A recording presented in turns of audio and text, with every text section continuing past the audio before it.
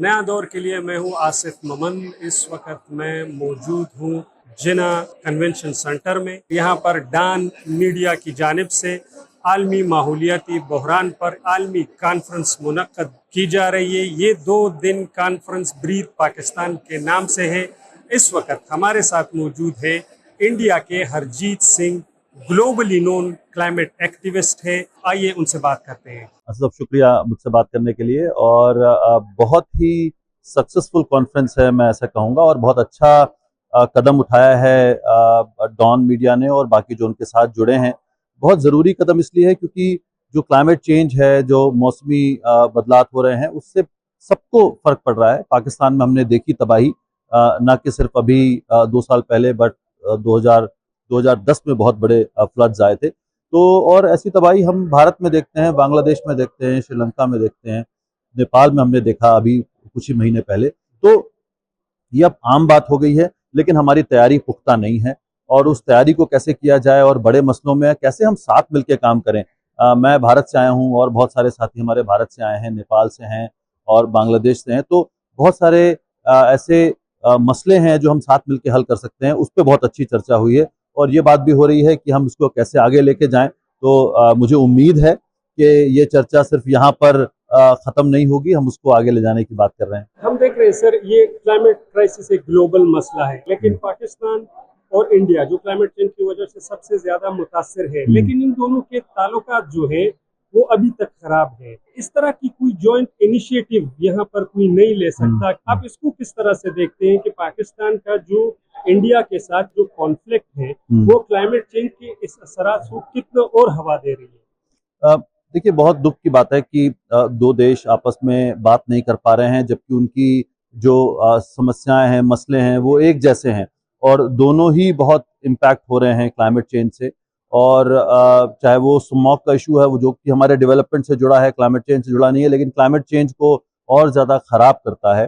तो उसका जो हल है वो हमें साथ मिलकर निकालना चाहिए, इसलिए आपस में बातचीत करना ज़रूरी है। मुझे ये भी लगता है कि जो सरकारें हैं वो एक जियो पॉलिटिक्स में फंसी हैं, उनके अपने मुश्किलात हैं, उनको वोट चाहिए होते हैं। लेकिन जो हम लोग हैं, जो मीडिया के लोग हैं, सिविल सोसाइटी के लोग हैं और साइंटिस्ट हैं, उनकी जिम्मेदारी ज़्यादा है कि हम आपस में बातचीत करते रहें, हम एक नया रास्ता खोलें, हम कुछ ऐसे सोल्यूशन लेकर के आएँ ताकि सरकारें उसको फॉलो करें और वो हम एक माहौल भी बना पाएंगे ताकि हम आपस में तालमेल बिठाएं। तो हम सिर्फ सरकारों पे डिपेंडेंट ना हों। खासकर पाकिस्तान और जितने भी तरक्की पजीर ममालिक हैं वो ये बात कर रहे हैं कि ग्लोबल नॉर्थ चूंकि ज्यादा एमिटर है तो उनको इमदाद करनी चाहिए। लेकिन पिछले 10 सालों से हमने देखा कि क्लाइमेट ग्लोबल फंड जो है उसमें भी उतने पैसे नहीं आ रहे, उतने फंड्स नहीं आ रहे। किस तरह से मुल्कों की अकाउंटेबिलिटी देखते हैं? जो शुरुआत में 150 सालों में अमीर देश जैसे अमेरिका हो गया, यूरोप हो गया, यूके हो गया, उन्होंने जो एमिशंस किए उसकी वजह से क्लाइमेट चेंज हुआ है। लेकिन जो हम डेवलपमेंट अब कर रहे हैं उसका भी इम्पैक्ट आगे वाले टाइम पे आएगा। तो ज़रूरी ये है कि हम अपने डेवलपमेंट को जितना ग्रीन कर सकें उतना ग्रीन करें।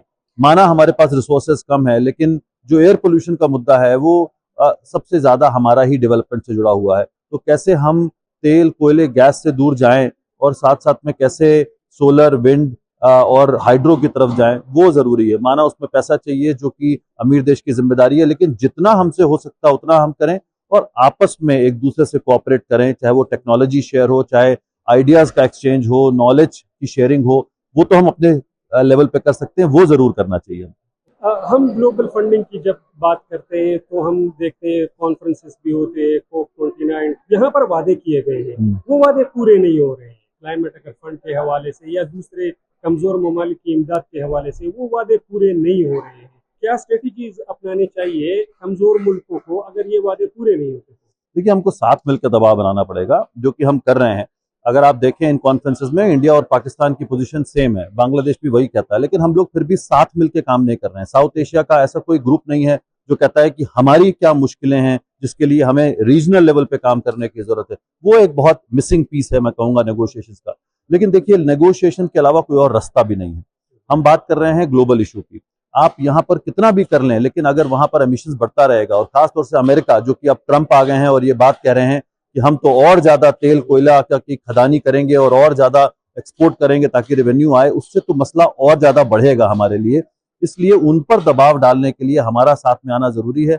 अमीर देशों का फाइनेंस टेक्नोलॉजी देना जरूरी है। हम वो मुद्दा नहीं छोड़ सकते हैं, क्योंकि उसके बिना हम अपना काम कर ही नहीं पाएंगे जिस लेवल पे हमको जाके करना है। अगर हमको पूरी इकोनॉमी को ग्रीन करना है, लोगों को नए जॉब्स देने हैं, अपने आप को डिजास्टर से बचाना है, तो इंटरनेशनल फाइनेंस बहुत इंपॉर्टेंट है। तो माना वो बहुत स्लो चल रहा है, इसलिए हमारा साथ मिलकर के जितने भी गरीब देश हैं, जो विकासशील देश हैं, जो डेवलपिंग कंट्रीज हैं, वो मिलकर दबाव बनाए, वही एक रास्ता है।